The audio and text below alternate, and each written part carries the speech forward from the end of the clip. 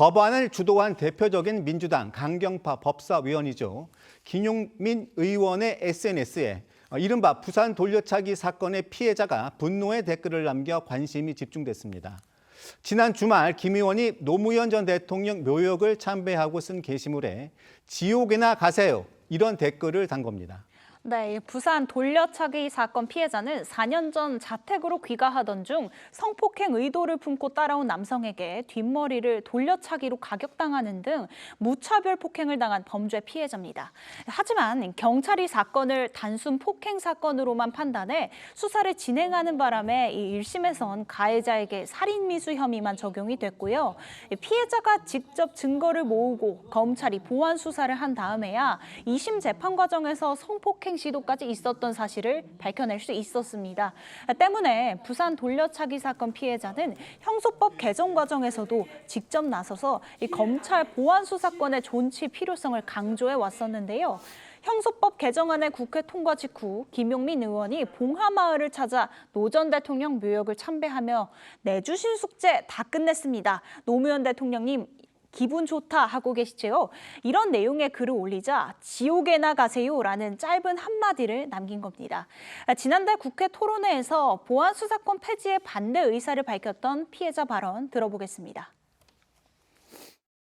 경찰 단계와 검찰 단계에서 똑같은 증거였습니다. 그런데 누군가는 찾아내지 못하고 누군가는 찾아냈다는 것만으로도 이 모든 이 보안 수사권에 대한 논제에 대한 방증을 할 수 있는 거라고 생각합니다.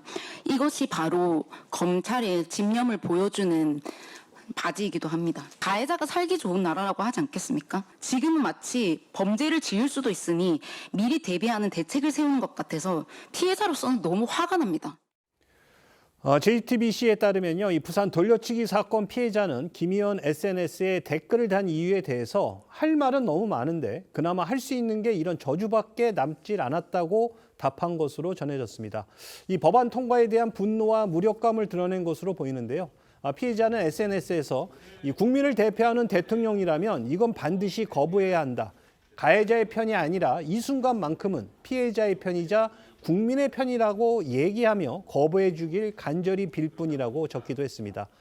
또 다른 글에서는요. 오늘부터 나가지 마라. 국가가 보호해 주지 않는다며 이렇게 답답한 심정을 드러낸 것으로 전해졌는데요.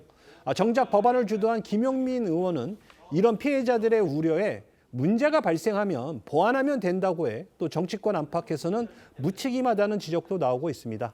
김 의원 발언 직접 들어보시죠. 정성호 법무부 장관이 주변에 결국 책임은 보안 수사권 폐지를 주도한 강경파 의원들이 져야 할 것이다.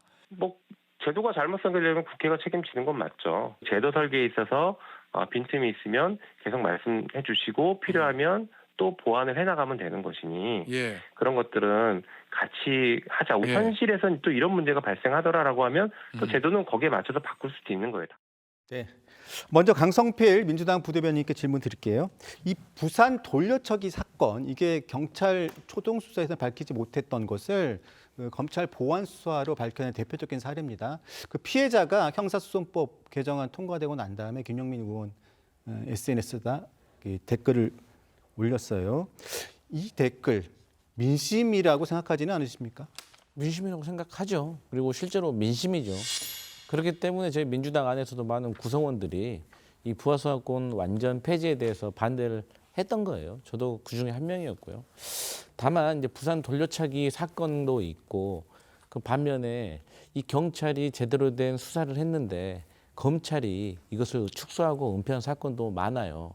그럼에도 불구하고 제가 이 검찰 그 보안 수사권 완전 폐지를 반대했던 거는 수사의 좀 효율성이라고 생각을 했던 것 같아요.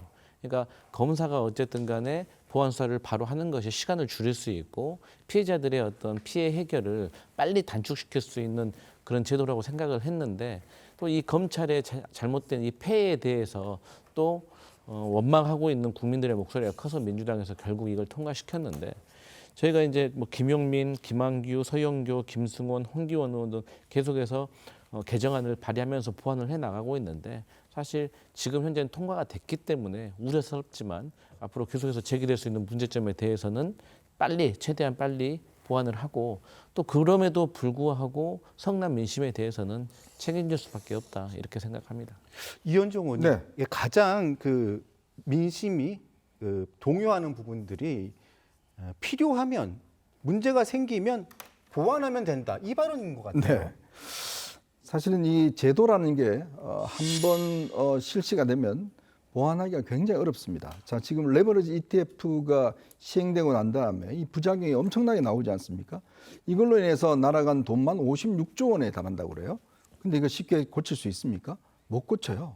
그러니까 결국은 이렇게 잘못된 제도로 인해서 엄청난 피해를 본 사람이 생깁니다. 자, 근데 검찰을 폐지를 했잖아요. 그러면 검사들 그만두잖아요. 그럼 다시 그 원상 복귀시킬 수 있습니까? 다 예를 들어서 그만두고 다 로펌에 가서 일하고 뭐 판사 일하고 이러는데 이런 사람 다시 다 불러올 수 있나요? 이 사법체계라는 거는 굉장히 오랫동안 쌓여온 제도입니다. 자, 그렇기 때문에 이게 한번 망가질 경우에 고치기 어렵죠. 자, 그래서 국회가 여러 가지 변수들 그다음에 여러 가지 문제점들 고려해서 토론도 하고 공청회도 하고 해서 최소한의 어떤 법을 만들어내는 겁니다. 근데 이번 법 만들면서 공청회 한번 한 적 있나요? 민주당 당론으로 채택된 형사법 개정안이 국회 본회의를 통과했지만 민주당 내부에서도 반발이 표출되는 분위기입니다. 대표적인 인물이 노무현 전 대통령 사위인 곽상원 의원이죠. 그렇죠. 곽상원 의원은 이 형사소송법 개정안에 민주당 의원 가운데 유일하게 반대표를 던졌습니다. 이후 이 SNS에 민주당 인사들이 노 전 대통령의 이름과 죽음을 입법의 명분으로 활용하고 있다 이렇게 주장을 했는데요. 구체적으로 문재인 전 대통령과 정청래 전 대표 그리고 김용민 의원을 직접 언급을 했습니다. 노 전 대통령은 검찰의 수사권을 완전히 박탈을 해서 경찰이 독점적 수사권을 갖도록 추진한 적이 없다 이러면서 특히 이 노 전 대통령 묘역에서 형사소송법 개정안을 마친 김 의원에 대해서는 정치적 퍼포먼스다 이렇게 표현을 하기도 했습니다. 이현주 의원도요, 이 반대하는 다수의 국민 여론을 감안해 더 신중했어야 하는데 급히 좀 처리한 점에 대해서 참으로 유감스럽다라는 입장을 냈습니다.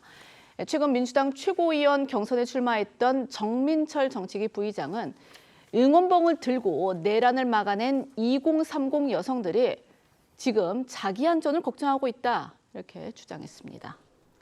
민주당 지도부는 잠시 뒤 형사소송법 개정안 대국민 보고회를 개최하는 등 개정안에 대한 국민의 우려를 해소하기 위한 여론전에 들어간 상태인데요. 어제는 민주당 소속 서영교 법사위원장이 기자 간담회를 열고 개정안에 대한 자화자찬을 늘어놨습니다. 들어보겠습니다. 서로 견제해라. 그리고 상호 협력해라. 그리고 중요한 건 피해자의 보호를 두텁게 해라. 범죄자는 끝까지 잡아라. 이거는 훨씬 더 좋아진 형사소송법입니다. 그래서 저희들은 민의를 잘 반영했다라고 판단하고요. 걱정들을 좀 하셨던 분들과 웬만한 분들은 다 통화를 했습니다. 통화를 못했던 분들이 였는데 한 분은 기권을 하고 한 분은 반대를 하셨는데요. 그러나 더 꼼꼼히 살펴달라라는 취지로 저희는 생각을 하도록 하겠습니다. 네, 어제 서영교 법사위원장의 기자간담회는 캐치프레이즈 자체가 더 좋아진 형사소송법이었습니다. 보안 수사권 폐지가 국민이 명령한 검찰개혁이라는 취지로 주장을 했고요. 검찰 보안 수사권 폐지 보완책으로 마련한 7대 범죄 전권 송치 관련 법안들을 최대한 빨리 처리하겠다고 밝혔습니다. 이처럼 민주당이 적극적으로 대응에 나선 건 형소법 개정안 강행 처리 후 야권만이 아니라 법조계와 여성단체, 범죄 피해자들도 줄줄이 반대 목소리를 내고 있기 때문입니다. 정성호 법무부 장관은 오늘 신임 검사 임관식 뒤 이 기자들과 만나서 형사소송법이 유례 없이 빠르게 바뀌었다면서 이 부작용에 대한 보완과 수정을 강조했습니다. 들어보겠습니다. 이렇게 빛의 속도로 형사소송법이 빨리 개정된 건 처음일 거예요. 그렇기 때문에 새로운 제도가 우리가 선의를 갖고 설계했지만은 또 어떤 부작용이 나올지 현장에서 어떻게 제대로 작동될지는 아무도 예측할 수가 없습니다. 그래서 형사사법 체계가 현장에서 작동하는 과정에서 예측하지 못했던 그런 부작용들이라든가 문제점이 나온다고 하면 신속하게 좀 보완하고 또 수정할 건 수정하고. 네, 다만 정 장관은 이 법무부 차원의 권한쟁의 심판 청구 가능성에는 적절하지 않다며 선을 그었습니다. 또 야권을 중심으로 제기되는 거부권 건의에 대해선 있을 수 없는 문제라며 이 역시 적절하지 않다고 했습니다. 또 장관 직무를 수행할 수 없을 만큼 수면장애 악화 등이 여전히 심각하다면서 사의 표명의 뜻을 재차 드러내기도 했습니다. 네, 강성필 부대변님, 네. 이렇게 지금 노무현 전 대통령 사위인 곽상원 의원이 노무현 대통령의 이름을 팔지 말라고 공개적으로 얘기했어요. 그런데 김용민 의원도 그렇고 정청래 전 대표도 그렇고 강경파들이 보면 노무현 전 대통령의 숙제다, 유지다, 형사법 개정하는 이런 식으로 얘기를 하고 있어요. 이거 어떻게 보십니까? 그러니까 사실 이제 보안 수사권과 관련된 이런 정치 검찰에 대한 문제가 과거부터 있었지만 보안 수사권은 2020년 이후 문재인 정권 그때 이제 많이 논의가 됐던 문제 아니겠습니까? 그렇기 때문에 시간적으로 봤을 때도 노무현 전 대통령하고 좀 관련이 없는 것 아니냐라는 지적이 있는 것이고 그렇기 때문에 마치 개혁적이고 그런 느낌이 있는 그런 법안은 다 노무현만 붙이면 이게 해결되는 것처럼 그렇게 보일 수 있기 때문에 거기에 대해서는 당 내에서도 비판이 있는 것입니다. 근데 그럼에도 불구하고 대통령께서 거부권을 행사하셔야 된다라고 하시는 야당의 요구가 있고 또 민주당 일부에서도 그런 얘기는 했지만 이 대통령의 국정 운영이 사실 보안수사권 완전 폐지 이거 하나로 끝나는 게 아니기 때문에 저는 이 부분에 있어서는 대통령께서도 본인이 의회가 결정을 해야 된다고 하셨기 때문에 받아들여야 된다 그렇게 보십니다.